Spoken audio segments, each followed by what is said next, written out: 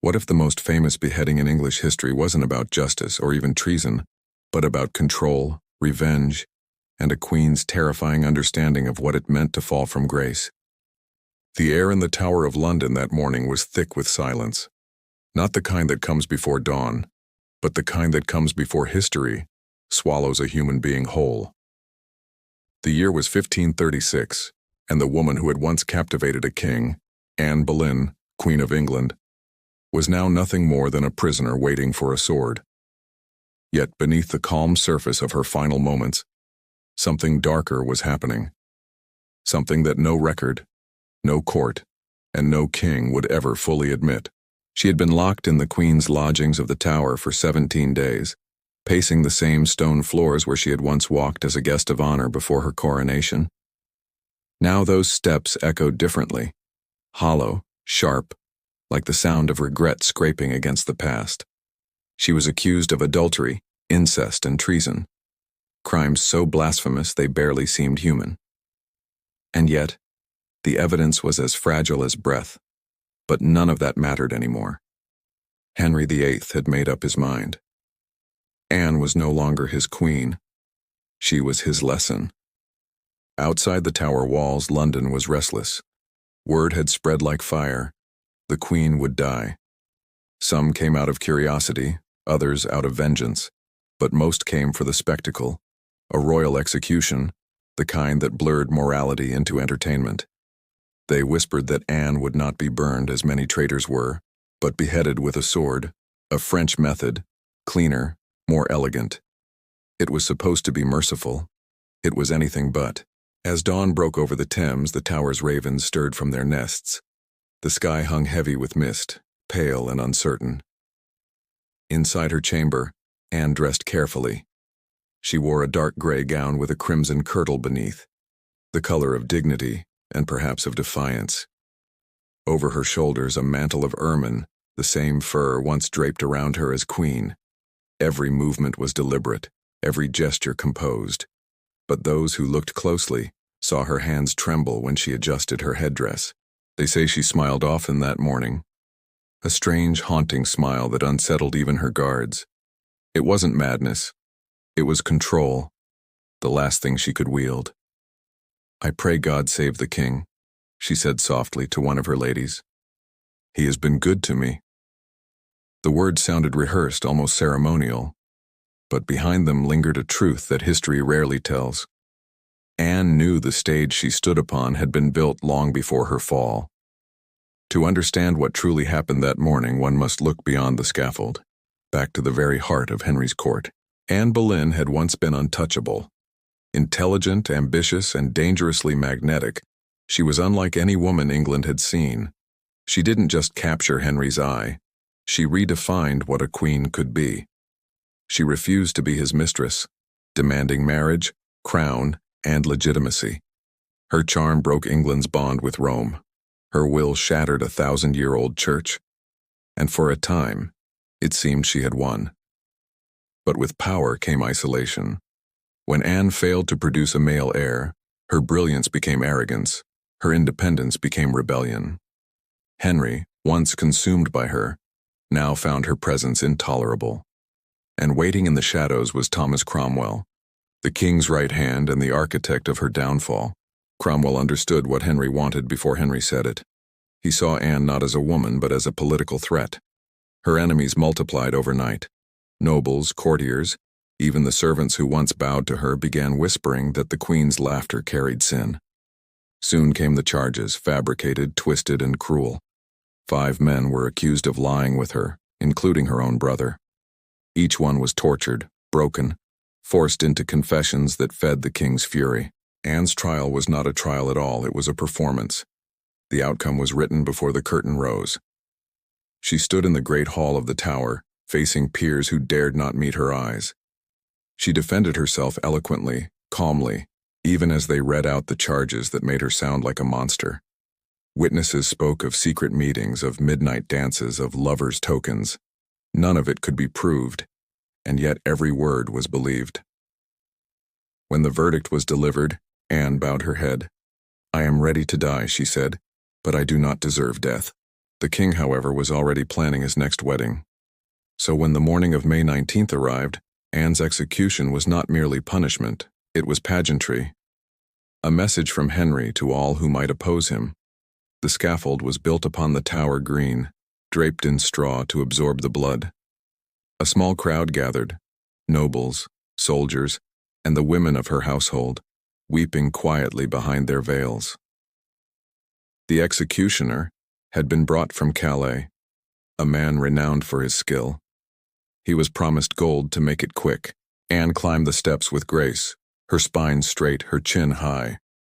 She looked not like a condemned woman but a queen walking to her throne. The wind tugged gently at her veil as she turned to face the crowd. "Good Christian people," she began, her voice steady and clear, "I am come hither to die according to law, and I am not to say that any man ought to be blamed for my death. I pray God save the king, and send him long to reign over you." Those words, merciful, humble, concealed a storm. Anne's enemies wanted her broken. Instead, she gave them poise.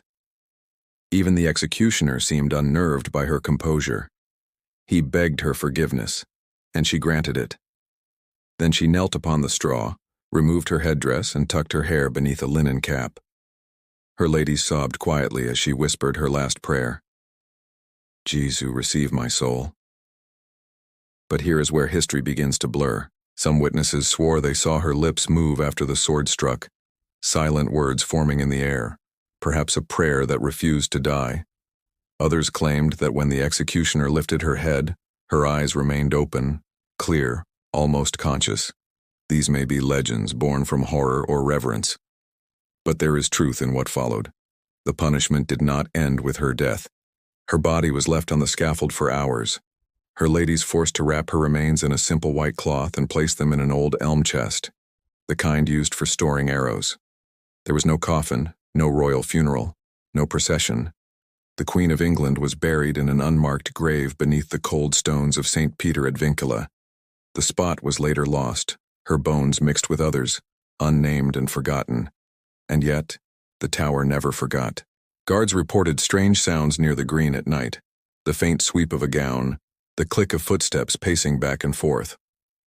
Some claimed to see a woman in gray standing by the chapel, headless yet still regal, hands clasped as though waiting for forgiveness that never came. But perhaps the real haunting was not supernatural at all. It lived in Henry's court, in the uneasy silence that followed her death.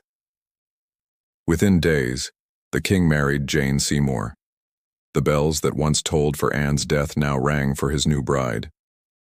Life moved on, but something in England had changed forever. The people whispered that the king had killed his own heart, that Anne's ghost would follow him, unseen, through every triumph and every loss. And it did. For when Henry died years later, bloated and tormented, he ordered to be buried beside Jane Seymour, the wife who had given him a son. Yet history has its own sense of irony.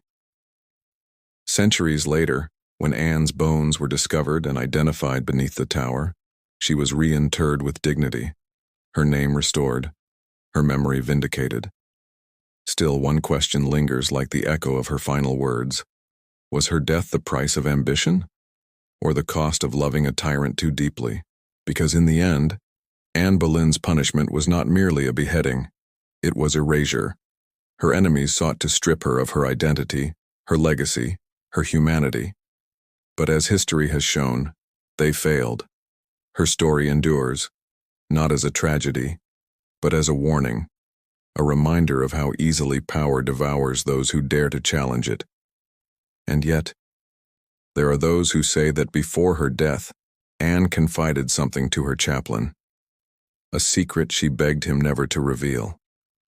Something that, if true, could change everything we think we know about that morning on the scaffold. What was it she whispered before the blade fell? That is where the story truly begins. The chapel was quiet that evening, so quiet that the flickering candles seemed to breathe louder than the priests. The day after Anne Boleyn's execution, a strange stillness had fallen over the tower. The guards spoke in whispers. The birds avoided the green. Even the river, usually restless with barges and chatter, moved slowly, as though it too had witnessed something it could not unsee. But within that silence lay a secret. Father John Skipp, Anne's confessor, remained behind after the others left the chapel.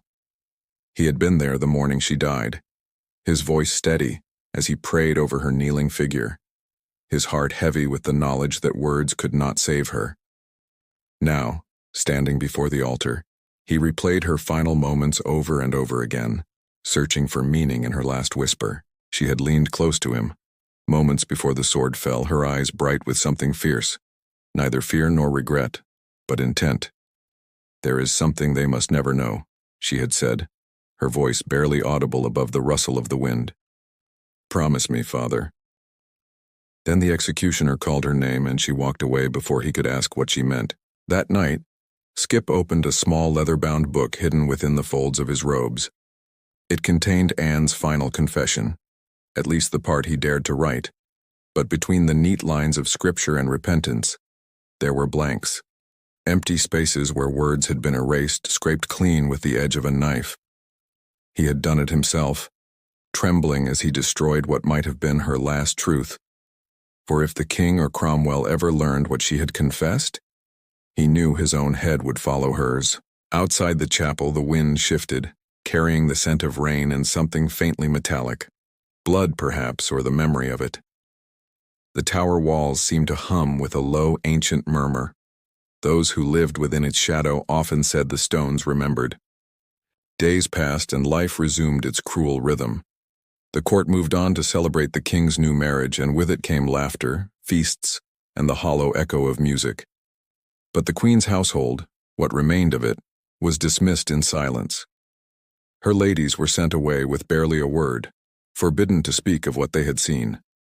Yet secrets are living things. They find their way out, creeping between whispers, hidden in the trembling hands of those who cannot bear their weight. One such whisper reached the ears of a young clerk named Thomas Wyatt. He had once loved Anne before she belonged to the king. Their affection had been nothing more than poetry and glances, at least that's what he told himself. But after her death, the memory of her voice haunted him. He began to write again, though not the verses of courtly love that once pleased his master. His new poems were darker, threaded with loss, guilt, and something like accusation. "They flee from me that sometime did me seek," he wrote. But his pen hesitated on the next line, as though he feared what might come if he spoke her name again. Rumors began to circulate in London's taverns. Some said Anne's death had been too quiet, too precise, as though rehearsed. Others claimed that the French swordsman had been paid not just to kill her, but to ensure something disappeared with her. A letter, perhaps. A document. Or something far more dangerous. A confession meant to expose the very men who condemned her. Cromwell, ever the strategist, heard these murmurs before they could take root. He ordered a search of the Queen's former chambers. Every chest, every scroll, every scrap of parchment was seized, but nothing incriminating was found. Only a small gold pendant, engraved with a falcon crowned in rubies, Anne's emblem, and a folded scrap of silk stained faintly with red. He dismissed it as sentimental nonsense. But that night, one of his clerks swore he saw Cromwell burn a sealed envelope in his chamber's fire before dawn, watching until even the wax melted away. Years later, those who had been there spoke of Anne not as a woman, but as a force that left cracks in the foundation of everything she touched. Even Henry could not fully escape her shadow. His new wife, Jane Seymour, bore him a son, an heir at last, but died days after childbirth.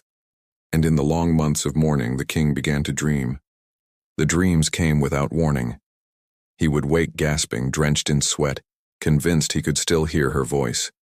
Soft, mocking, forgiving. In one vision, she stood before him wearing the gown she had died in, holding her head in her hands. "Did you think it would end with me?" she whispered. "You've killed your queen, but not your sin." He tried to banish her memory with war, with marriage, with the constant shuffle of power. But every new decision, every execution, every betrayal, seemed to echo the same pattern that had destroyed her. The court began to notice. Servants avoided speaking her name as though invoking her might summon misfortune. Yet despite Henry's fury, Anne's presence endured. Her daughter, the small, solemn Elizabeth, grew into a quiet, watchful girl, kept at arm's length by her father. Few dared to speak of her mother in her presence, but Elizabeth was observant. She saw the way people lowered their eyes when she entered a room, the way courtiers avoided saying "the late Queen." She collected these silences like pieces of a puzzle. One evening, when she was 12, she found an old lady's maid who had once served her mother. The woman, now frail and trembling, kept a small chest hidden beneath her bed. Inside was a scrap of silk embroidered with the falcon and crown. When Elizabeth touched it, she felt a strange warmth beneath her fingers. "She wore this," the maid whispered, "on her last day." Elizabeth asked what her mother had said before she died. The woman hesitated, her eyes glistening. "Only God and her confessor know the full truth, my lady. But some say she spoke of you, that you would finish what she began." Elizabeth said nothing, but that night she dreamed of a tower made of glass. Inside it, a woman's voice echoed endlessly, neither pleading nor weeping, only waiting. Years later, when Elizabeth became queen, she never once mentioned Anne by name in public. Yet her court was filled with her mother's symbols: the falcon, the Tudor rose intertwined with thorns, the colors of crimson and gold. It was as if she had resurrected Anne in the language of power, not sentiment. Those who had once condemned her mother now knelt before the daughter, unsure whether to call it justice or irony. Still, the mystery of Anne's final words lingered. Centuries passed, and the tower's history layered itself like sediment, blood upon stone, legend upon truth. By the 19th century, the chapel of St. Peter ad Vincula had become a place of quiet fascination for scholars and skeptics alike. In 1876, a team of restorers unearthed several sets of bones beneath the floor. Among them, a slender skeleton with a small frame and delicate hands, the neck cleanly severed by a single blow. The remains were reinterred with honor, but before the coffin was sealed, one of the restorers, a historian named Charles Hayward, recorded something strange in his diary. He wrote that, lodged between two of the bones, he found a fragment of parchment, too brittle to unfold completely. The ink was nearly gone, but one phrase was legible: "The falcon shall rise again when truth is crowned." No one knew what it meant. The parchment vanished soon after, dismissed as a forgery or the wishful thinking of a romantic mind. But Hayward swore until his death that it was authentic, that it had been placed there deliberately, perhaps by Anne's ladies, perhaps by someone who knew her secret. And that secret, whatever it was, still whispers through the tower's corridors. Visitors claim to feel sudden drops in temperature near the chapel, or hear faint laughter drifting through the stairwells. Others report the scent of jasmine, Anne's favorite perfume, lingering in the air long after midnight. But perhaps the most unsettling stories come from the guards who work the night shift.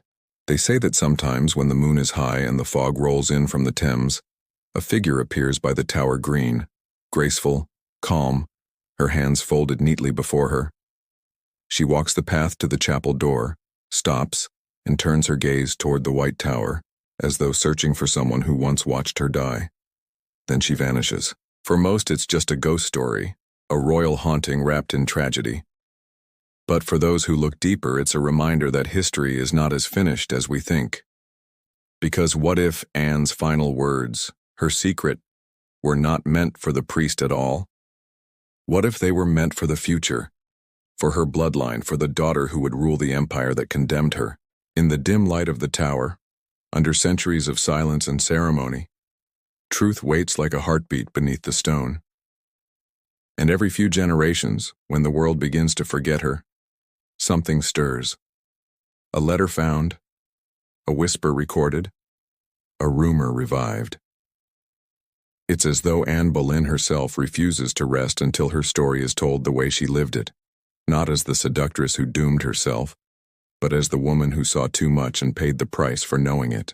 And somewhere in the sealed archives of the old chapel lies a single page torn from an old confessor's book. Its edges are blackened, the ink faded, but one sentence remains, barely visible, written in a hand both elegant and trembling. Perhaps that is what Anne meant in her final whisper. Not a plea, but a promise. And if that promise still echoes through the Tower of London tonight, then perhaps her punishment, far worse than death, was also her legacy. To haunt the conscience of power itself, forever reminding it of the woman who dared to stand against a king. But there is one more piece, a final detail buried in the confessor's lost pages, something that connects her death not only to the fall of a queen, but to the curse that followed every Tudor who came after her. That revelation begins with a single name. The name was whispered, not spoken, as though the air itself resisted carrying it. It appeared first in the priest's fading diary, the one discovered in fragments centuries later, its Latin scrawls blackened by damp and time. A name that seemed out of place, a ghost hidden within the script. Marion. No title, no surname. Just that single, trembling word, underlined twice in ink that had bled into the parchment like a wound. At first, scholars dismissed it as irrelevant, perhaps the mark of a penitent or a servant. But to those who looked closer, the connection was chilling. Marion was the name of a girl who had once served in Anne Boleyn's household, a quiet attendant barely mentioned in any surviving record. Yet her absence from history, the void she left, began to feel deliberate. In 1536, the same week Anne was executed, this girl vanished from the tower without trace. No burial record, no dismissal note, no payment from the royal treasury. She simply ceased to exist. But what if she didn't vanish at all? What if she carried something with her, something Anne had entrusted to her, something that had to be hidden before the sword fell?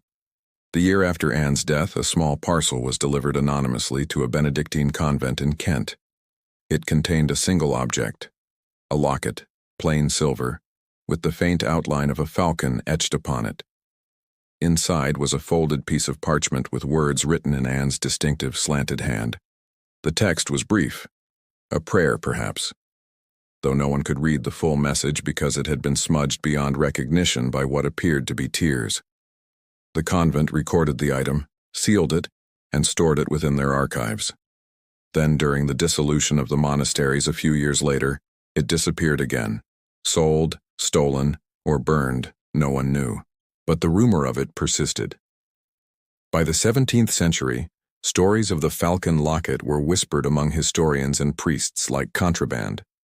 Some said it contained Anne's final confession, others that it named the real father of Elizabeth, a claim so treasonous it could never be spoken aloud. Yet others believed it carried something more mystical, a curse, written not in rage, but in the calm of prophetic despair. If that sounds like superstition, consider what followed.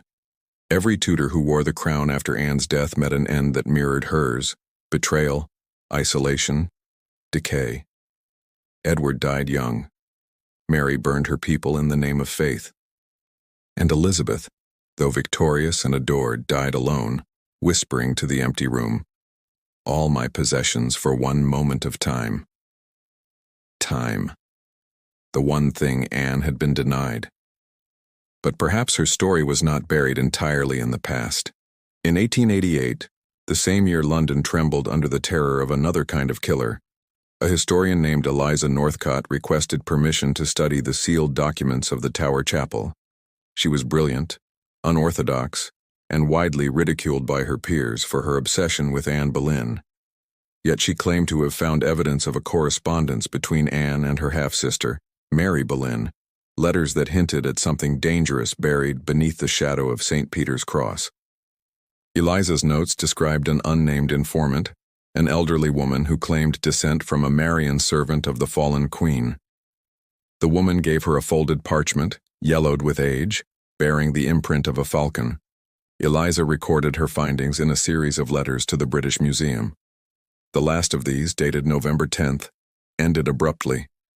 "I have seen the truth in her hand," she wrote, "and it is not the king who should have feared her. It was England itself. If I do not return by Sunday, tell them the falcon still watches." She never returned.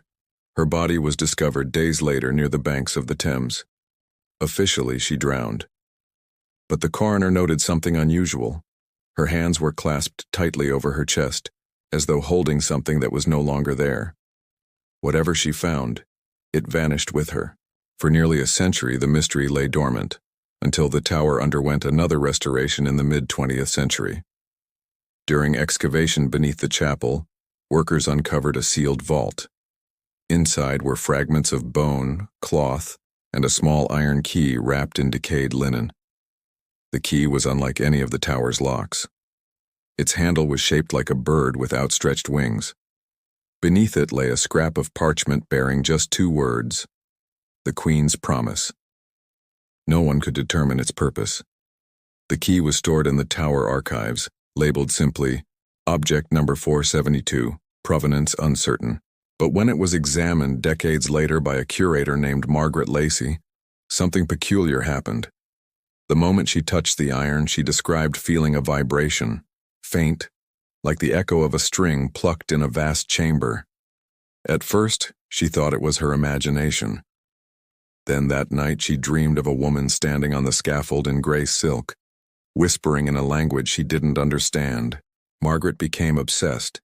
She began retracing Anne's final days, studying every surviving letter and testimony.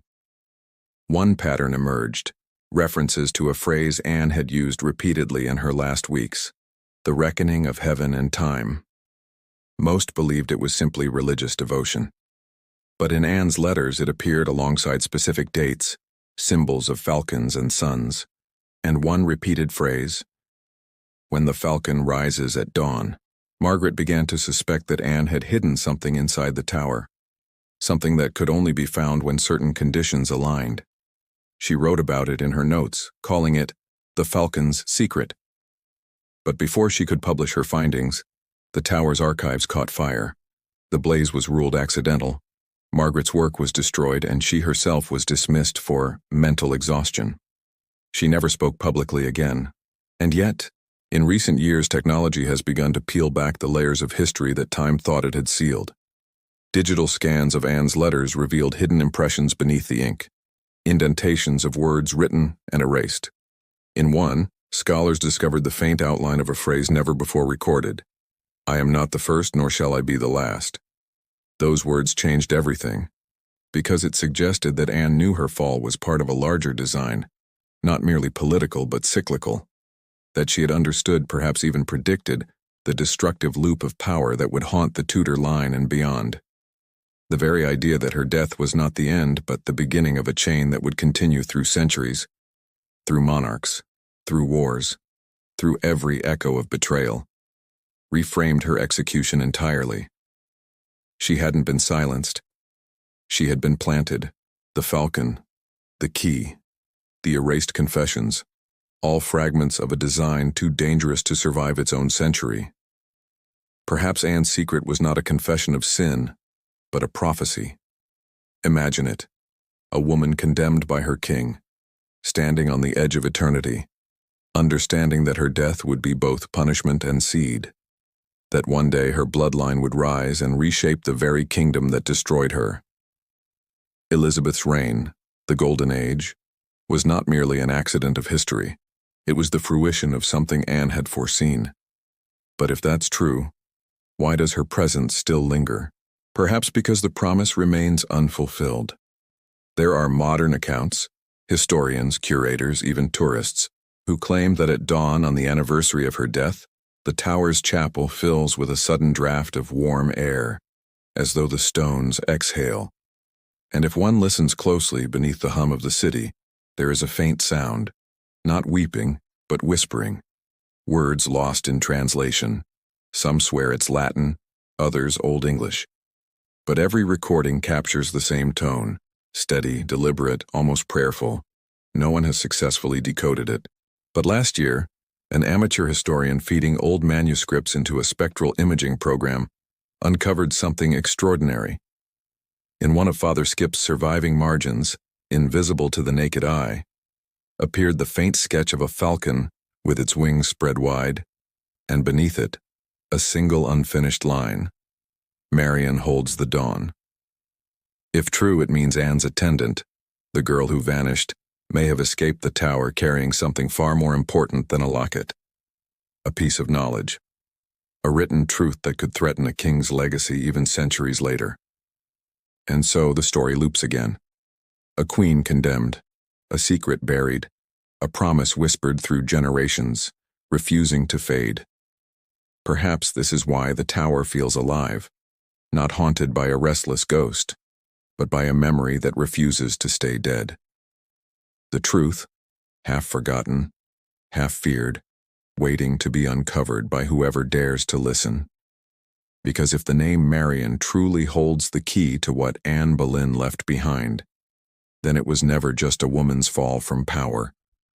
It was the creation of something that even death could not silence.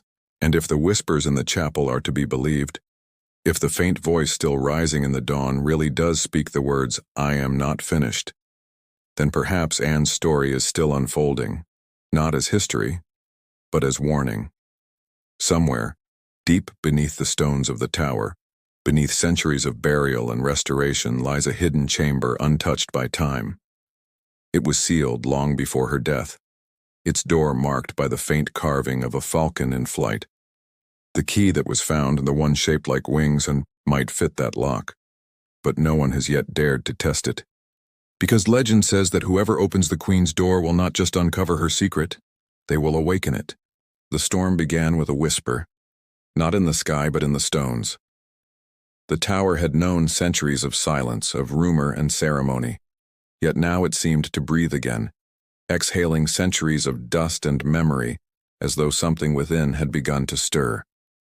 The restoration team had been working beneath the chapel for months, cataloging the remains of Tudor prisoners and rebuilding the crumbled crypts. Among them was Dr. Eleanor Marsh, a historian whose obsession with Anne Boleyn bordered on reverence. She had read every letter, every transcript, every unreliable rumor that dared to claim a piece of Anne's final hours. But the legend of the hidden chamber, the Queen's door, was the one story she could never dismiss. And then, one morning, she found it. It wasn't supposed to be there. Beneath a layer of plaster and centuries of grime, a faint carving revealed itself under the glow of her handheld light. A falcon, wings unfurled, its beak open as if crying out. Beneath it, a thin crack, barely wide enough to notice, curved into the shape of an ancient doorframe. The air around it felt different, denser, charged. Eleanor's pulse quickened. She ordered the team to stop work and called in the site director. But by the time he arrived, the air temperature had dropped by several degrees. Breath misted in front of their lips. The lights flickered, once, twice, and then steadied. The director dismissed it as faulty wiring. But Eleanor couldn't shake the feeling that the tower was watching her. Over the next week, she returned to the site alone after hours. She told herself it was academic curiosity. Yet every time she stood before that carved falcon, she felt as though someone was standing behind her, breathing quietly, unseen. She began to dream in fragments. A woman's voice whispering through layers of stone, a flash of silver light like a sword, the faint smell of jasmine, and always the same sentence. Marian holds the dawn. Eleanor found herself tracing those words in her notes late at night, trying to make sense of them. What if Marian hadn't fled England after Anne's death? What if she had hidden something within the tower itself? A message, a record, the truth that had to wait for centuries to be understood. The thought consumed her. When the restoration team unearthed the rusted remains of an old iron mechanism near the chapel wall, Eleanor knew immediately what it was. The keyhole, the one shaped like wings. She barely breathed as she compared it to the drawing of the key stored in the archives, the one long dismissed as ceremonial. It was identical. The director forbade her from touching the lock until official authorization was granted. But bureaucracy moved slower than ghosts, and Eleanor could not wait. On a night thick with rain, she slipped back into the tower alone. The guards had long grown used to her presence. She was the quiet scholar who worked late, always careful, always polite. No one stopped her as she crossed the courtyard beneath the ghostly glow of floodlights. The chapel loomed ahead, dark and silent, its windows flickering with the reflections of the storm. Inside, the air was cold enough to sting her throat. She descended the narrow stairway into the crypt, her flashlight cutting a pale beam through centuries of dust. The falcon waited for her at the far wall, gleaming faintly under the light. With trembling fingers, she reached into her satchel and drew out the key, its iron cool, almost wet against her skin as though it had been waiting. She hesitated. For one suspended heartbeat, she felt every layer of time pressing around her.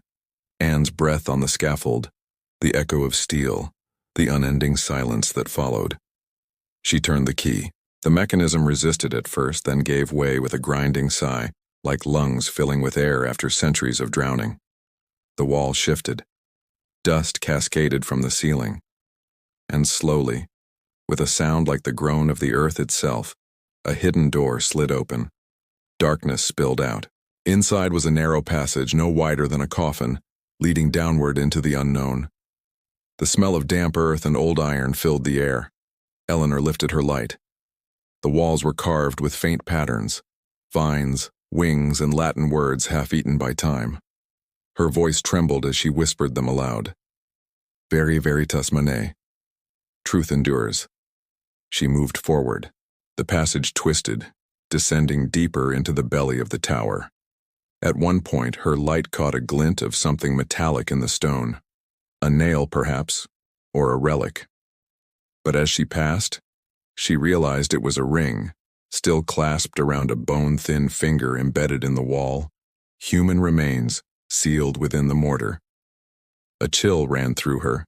She should have turned back. But curiosity, that ancient hunger, kept her moving. Finally, the tunnel opened into a small circular chamber. At its center stood a stone pedestal. Upon it lay a wooden chest, blackened with age, its edges scorched. The air here was warmer, though it carried a strange hum, a low vibration that seemed to move through the bones. Eleanor stepped closer, her heart hammering. The chest was engraved with the same falcon sigil. Its clasp bore an inscription, nearly invisible. Her truth is her sentence. Her hands shook as she lifted the lid. Inside was a bundle wrapped in faded cloth. Beneath it, a scattering of petals, long dead but still faintly fragrant. Jasmine. She unwrapped the bundle, and out fell a stack of papers, their ink pale but legible. The first bore the seal of Anne Boleyn. Eleanor felt her throat close. The handwriting was unmistakable, sharp, precise, alive. She began to read. It wasn't a confession, it wasn't a prayer, it was a letter. Addressed not to Henry, nor to God, but to the future. If this hand be found by those whose hearts still bear the weight of truth, know this. My fall was written before my birth. I saw the ruin long before it came, and yet I walked toward it willingly.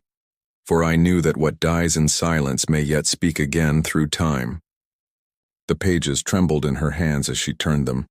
The words grew darker, more urgent. Anne wrote of visions, dreams of England drowning in fire and plague, of kings choking on their crowns, of a daughter standing alone, watching her people turn against themselves. But within those visions was something else, the belief that her death was not the end, but a pivot, a necessary fracture through which truth could escape. Then, at the final page, the ink changed. The lines grew uneven, hurried, as though written in the shadow of approaching death. Marian knows where it begins. She holds the dawn as I held the flame. Tell her that the falcon must rise when the crown forgets its blood. Only then shall England wake from its dream of power. Eleanor's fingers brushed the bottom corner of the page and froze. There was blood, faint, brown with age, smeared in a single fingerprint. Anne's. A sound broke the silence. A footstep. She turned, the beam of her flashlight shaking. The tunnel behind her was empty, yet she felt it. The unmistakable weight of someone watching. Her light flickered once, then again. When it steadied, a shadow stood at the edge of the passage, tall, still, unmistakably feminine. The faint scent of jasmine filled the air. Eleanor couldn't move. The shadow didn't advance.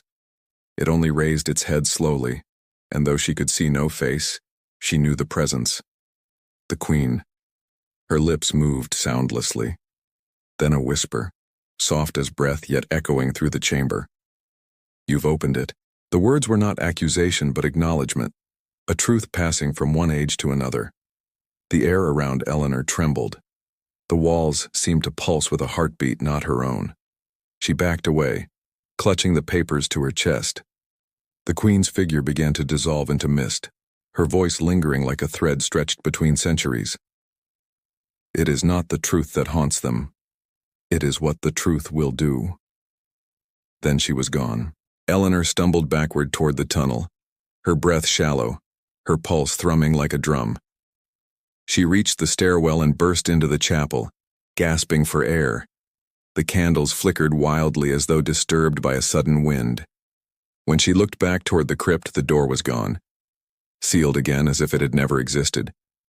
But the papers remained in her hands, cold, real, alive. That night, as the storm broke over London, she spread the pages across her desk, scanning every line, every name, every symbol. And there, buried between the words, she saw it. A diagram. A circle enclosing 3 letters, R-M-E. At first, she thought it was an abbreviation.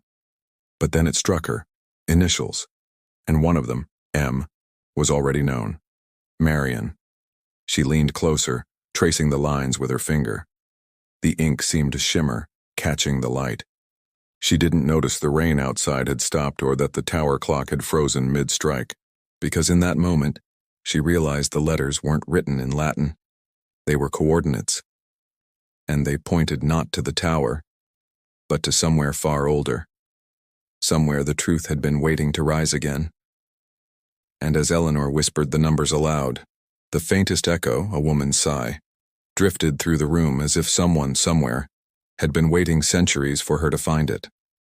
The candles flared once, the pages fluttered, and then, as if the tower itself had inhaled, every light went out. Rain turned to mist by dawn, a silver shroud draping the city as if the world itself had been holding its breath all night. In her small study overlooking the Thames, Eleanor sat motionless before the papers. The candle beside her burned down to a trembling wick. The tower's shadow stretched long across the water, and the coordinates she had found in Anne's final letter glowed faintly under her lamplight. They led to a place she had never expected, a ruin deep in Norfolk, known once as Blickling Hall. Anne's birthplace.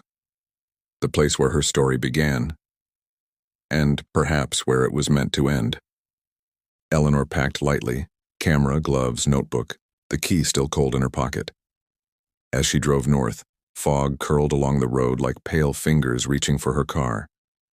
Every mile pulled her further from the modern world and deeper into the pulse of something ancient, something that had been waiting centuries to be found. When she arrived, the hall rose from the mist like a memory resurrected.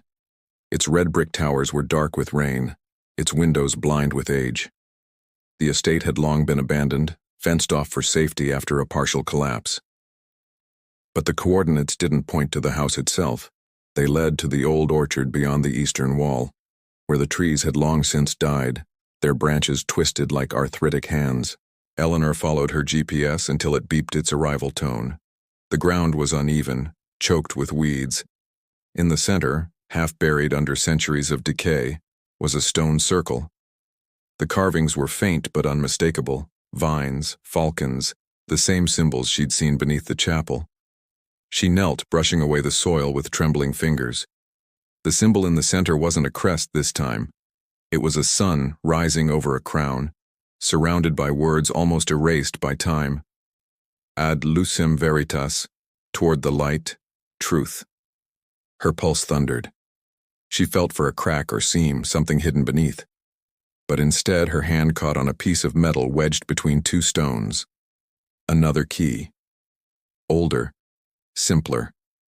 The handle shaped like a flame. The wind shifted. The scent of jasmine brushed past her. Then she saw it at the edge of the circle, 1 stone darker than the rest. A marker. Beneath it, something hollow.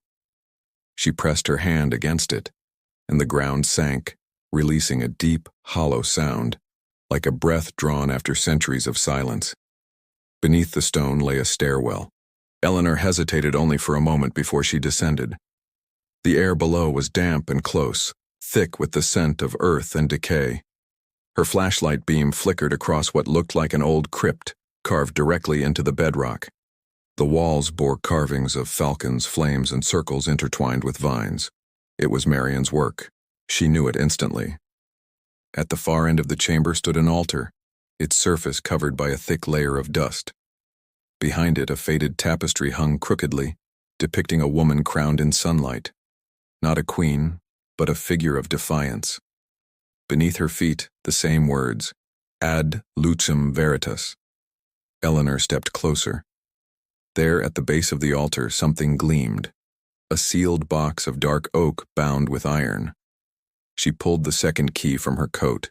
It slid perfectly into the lock. The mechanism clicked. The air stirred. And when she lifted the lid, time seemed to stop. Inside were letters, dozens of them, bound by silk ribbon, each one written in the same hand she had seen in the tower. But these were not Anne's words alone. Some were written by others, courtiers, guards, servants. Each letter was dated in the months before her execution.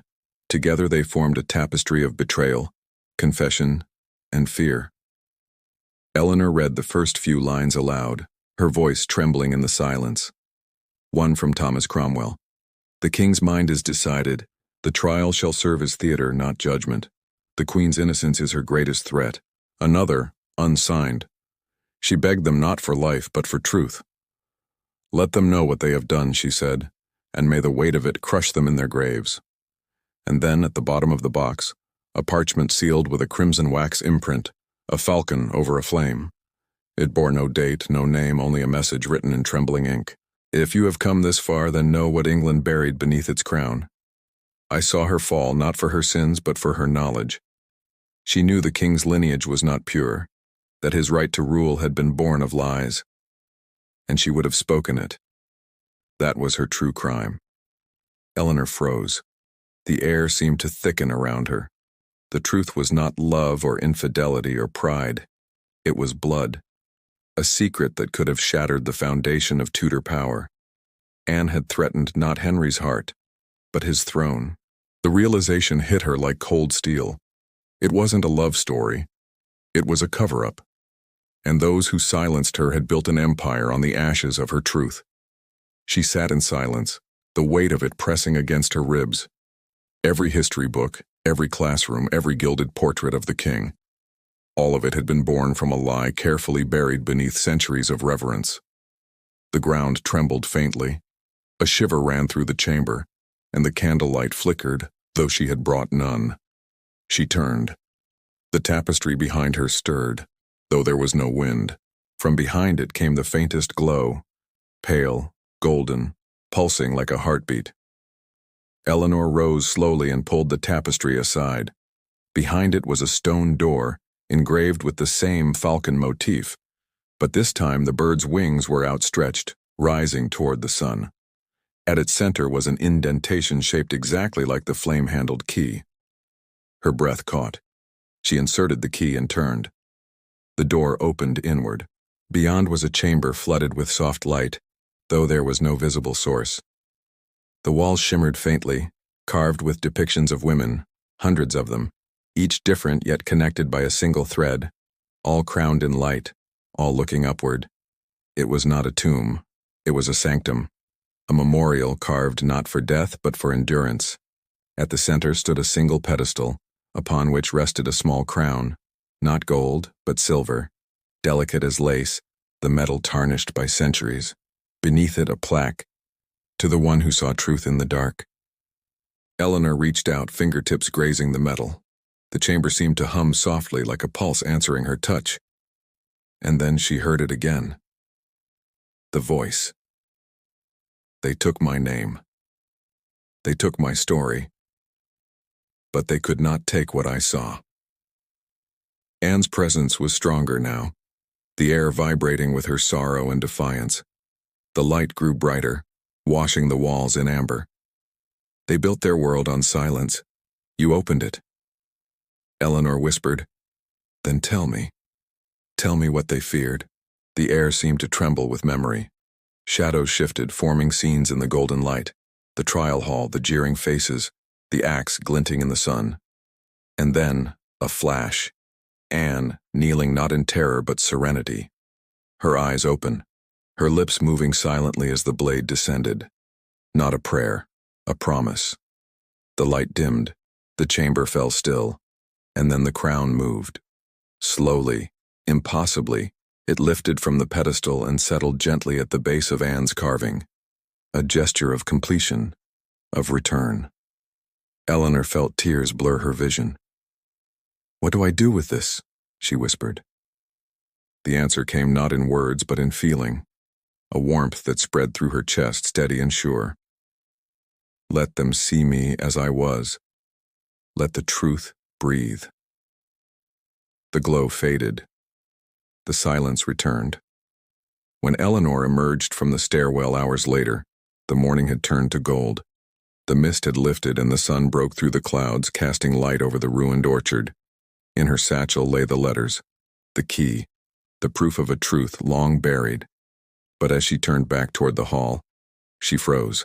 A woman stood among the dead trees, her dress white as dawn, her hair dark against the morning light. For a moment, she was real, solid, breathing. Then, as the wind swept through the orchard, she faded, leaving only the scent of jasmine and the faint echo of a heartbeat in the air. Eleanor stood there for a long time, her eyes wet, her chest trembling with something she couldn't name. Not fear, not triumph. Something deeper. The knowledge that history, no matter how tightly bound, always bleeds through. She looked toward the horizon where the sun now burned over the fields and whispered, "They'll finally know you." And for a brief, impossible moment, the wind replied, soft, warm, certain. "Then my dawn has come." And as Eleanor turned to leave, a single falcon circled above the hall, its wings catching the first full light of day. The morning after felt almost unreal. London was quiet, softened by fog and the muted hum of the city returning to life. Eleanor stood on the balcony of her small flat, her hands wrapped around a cup of tea gone cold. The world below moved in its familiar rhythm. Buses sighed through the streets, footsteps echoed off damp pavement. But she felt suspended, as though she existed somewhere between the past and the present, between what had been revealed and what still remained unsaid. The letters lay spread out on her desk inside, their edges still dusted with centuries of earth. The scent of jasmine lingered faintly in the air, though she had brought nothing of the orchard home. She had spent the entire night transcribing, scanning, documenting every mark, every tremor in the ink. She hadn't yet told anyone what she'd found. Not the museum, not the press, not even the restoration team who had trusted her to follow protocol. It wasn't fear that held her back. It was reverence. Truth, she realized, wasn't something to be shouted from rooftops. It was something to be held with care, like light through fragile glass. The next morning, she returned to the tower. The sky was pale and heavy with mist again, the kind of day when the air itself seemed to hold its breath. The guards at the gate nodded, unaware of what she carried beneath her arm, a small sealed box containing digital copies of Anne's final writings, the coordinates and her findings from Blickling. The originals, carefully preserved, would rest in an archive until the world was ready to see them. Inside the chapel, everything was as it had been. The stone floor cold underfoot, the scent of wax and age lingering in the air. Tourists murmured prayers or took quiet photographs, unaware that beneath their feet slept the woman whose truth had been buried by kings. Eleanor approached the spot marked simply by a slab of unadorned stone. Queen Anne Boleyn. She knelt beside it, fingers grazing the inscription. It was smaller than she had imagined, humble, stripped of grandeur. For a woman who had once worn the crown of England, this was all the world had given her in the end. Silence. But silence, Eleanor thought, was not absence. Sometimes it was the echo of something too vast to be spoken. She took out a single folded page, a transcript of Anne's last words from the recovered letters, and placed it gently atop the stone. The words were faint but clear. They called me ambition, when I was only truth. For a long moment she stayed there, eyes closed, breathing in the stillness. The murmurs of other visitors faded. Time loosened its grip. She could almost feel the shift of presence in the room, the air moving with the rhythm of a heartbeat not her own. When she finally opened her eyes, the candle nearest to her had gone out, though no draft had passed through the chapel. A wisp of smoke curled upward, catching the morning light. For the briefest second, it looked like the shape of wings. Outside, the courtyard gleamed with dew. The Thames rolled by in silence, carrying with it the reflections of towers and bridges and centuries layered one atop another. The city breathed around her, modern and ancient, restless and still. Eleanor walked toward the river, the wind lifting her hair, the echo of that scent. Jasmine, returning with the morning air. She thought of Anne then, not as the doomed queen, not as the accused traitor, but as a woman who had seen too much too soon. A woman who had stood before power and refused to kneel to its lie. And somewhere deep in the quiet of her mind, a thought formed, slow and steady, that perhaps Anne's punishment had never been about death, but about erasure. History's cleanest cruelty was not in the axe that fell, but in the way it could turn a living woman into a cautionary tale, to strip her of her own words, her own meaning. Eleanor had undone that silence. She walked along the riverbank until the sun began to break through the clouds, turning the water to gold. Somewhere behind her the tower stood solemn and eternal, but it felt different now, less a monument to power, more a witness to memory. That afternoon, she met with the curator at the British Museum. The conversation was measured, cautious. Eleanor presented her findings, dates, documentation, evidence, all meticulously catalogued. The curator listened in silence, her expression shifting slowly from disbelief to awe. "This will change everything," she whispered when Eleanor finished. Eleanor nodded, her gaze distant. "It should, but it has to change right."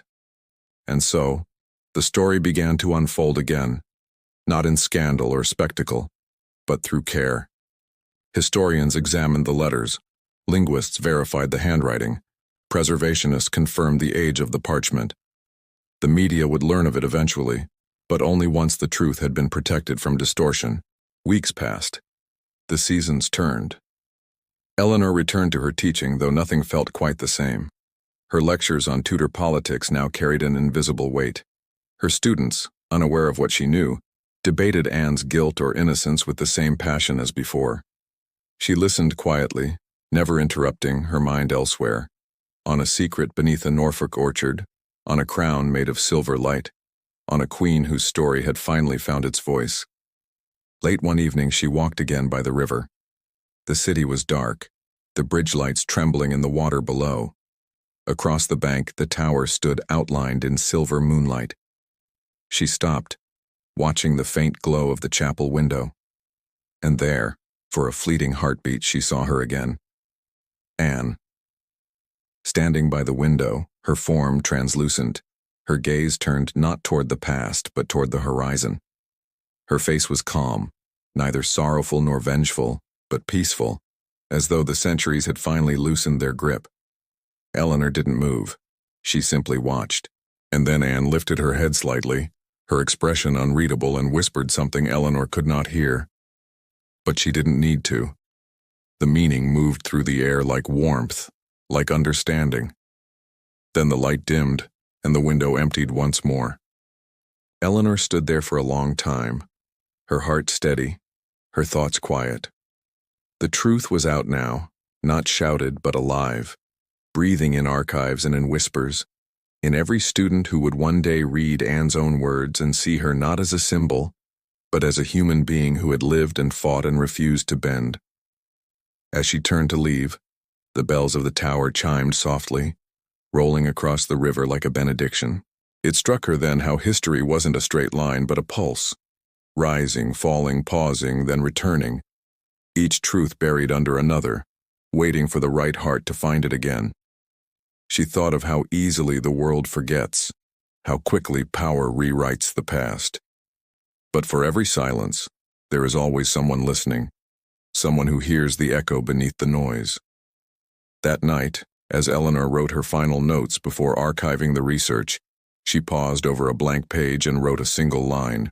She set down her pen, exhaled slowly, and felt something release inside her, a quiet she hadn't known she'd been carrying. Outside, dawn began to lift the edge of the night, painting the Thames in soft gold. The first light touched the tower's highest spire, catching there like fire. For the first time in centuries, it no longer looked like a place of ending.